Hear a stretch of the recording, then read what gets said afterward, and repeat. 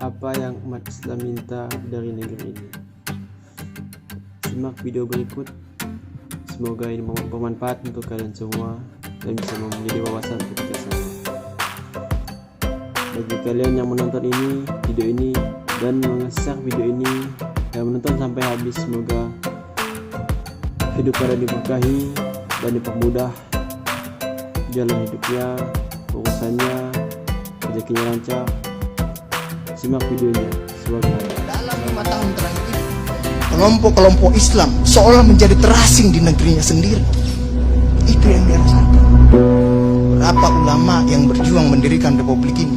Indonesia 80% penduduknya umat Islam.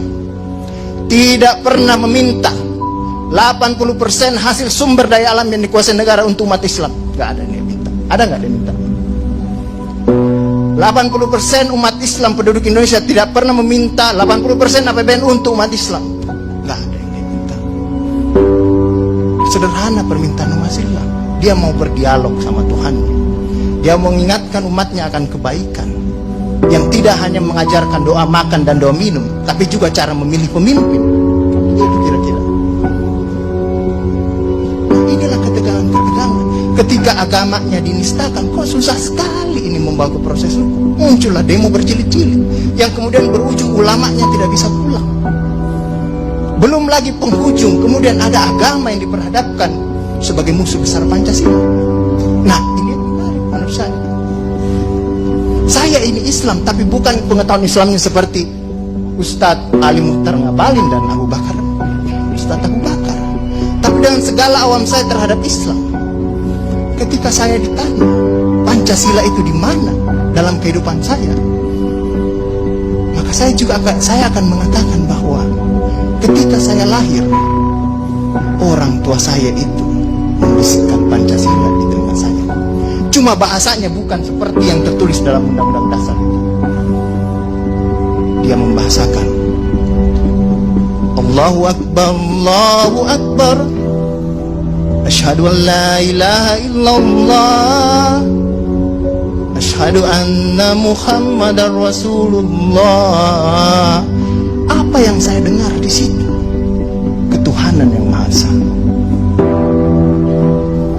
Hayya 'alas shalah. Apa yang saya dengar di situ? Mari kita bersatu sama-sama, karena kita akan mendirikan sholat.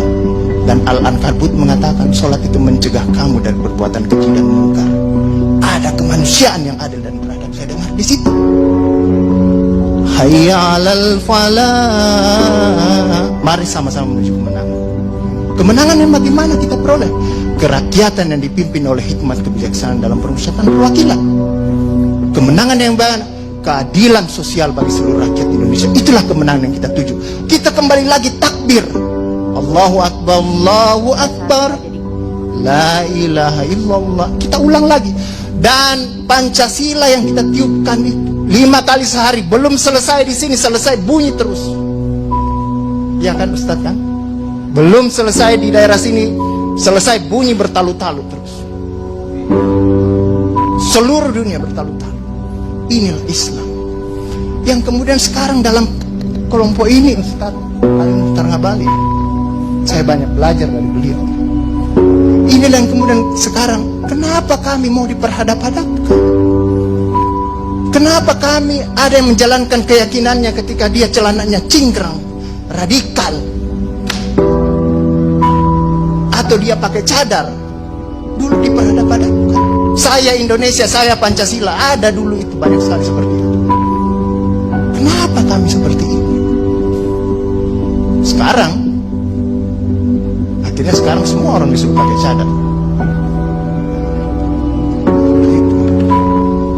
Inilah kemudian rentetan yang membuat istilah tadi Ustadz Abu Bakar, kok paranoid sekali dengan undang-undang HIP ini. Ada luka. Ada luka yang tadinya sudah mulai mengering, dilupakan. Tapi tiba-tiba ini kemudian dikhawatirkan, jangan sampai Pancasila ini mau dipakai sebagai instrumen untuk membiarkan kelompok Islam dan kelompok. Apalagi kalau kita kita baca RUU HIP itu, megang kekuasaan pembinaan ideologi Pancasila ada sama presiden. Saya juga baca-baca sekilas tadi. Kok di situ ditulis pendidikan nasional menurut undang-undang ini itu berubah. Tujuan pendidikan nasional oleh Undang-Undang Dasar mengatakan bahwa beriman, bertakwa, berakhlak mulia. Di sini diciptakan pendidikan nasional itu bertujuan untuk menjadi tenaga ahli dan terampil. Ini kan mau dikasih jadi tukang ini bagi kapitalis kalau seperti itu berpikirnya. Nah, inilah yang kemudian yang dirasakan oleh kelompok-kelompok Islam dalam perspektif perjalanan konstitusional kita, bahwa ada yang tidak adil dilakukan oleh kekuasaan. Kelompok Islam selama ini tadi yang saya katakan tidak pernah meminta apa-apa. Paling jauh kelompok-kelompok Islam mungkin dapat honor dari negara. Itu pun tidak dipakai untuk foya, dikembalikan lagi untuk membantu negara menghidupkan santri-santri, mencerdaskan kehidupan bangsa, menciptakan manusia-manusia yang beriman, bertakwa dan berakhlak mulia. Yang sebenarnya tugas pemerintah itu dikembalikan lagi seperti itu.